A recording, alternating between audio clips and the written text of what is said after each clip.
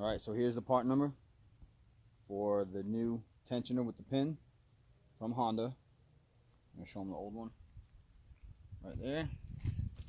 Alright, now look in here. Okay, so right here for the Honda Accord, you're going to pull off the bolt here, and up top. After you move your cover out of the way, you want to turn your crankshaft pulley reverse, so counterclockwise, to put the tension back on the actual tensioner so it sucks down into it. You can put your pin back in it.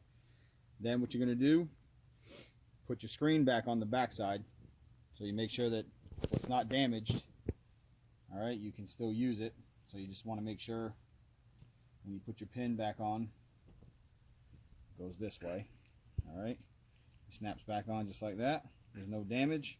So once you put your screw holes back in, it'll be just like this on the inside. You're going to place it back inside there, tighten it up to 9 foot-pounds, and then pull your pin. Once you pull your pin, it's going to snap your cam chain back in place. You put some RTV on this, scrape all this off, get everything off the outside of the actual motor itself also, and then put you some HTV or gray, ultra gray, or Honda Bond, and then put your bolts back in it, tighten those back down to 9 foot-pounds, and you're done. Start your vehicle.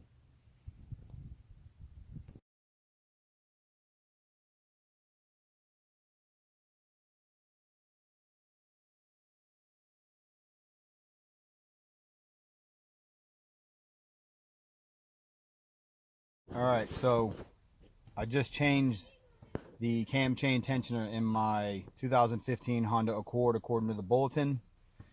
Factory Honda part. Let's see if we still get a grind and go from there. Now my battery needs to be obviously replaced. It's actually new. Same cold cranking amps that Honda requires for this car. Unfortunately, that sucks because it's not enough. Here we go. Wow, no grind. Nice. That is awesome.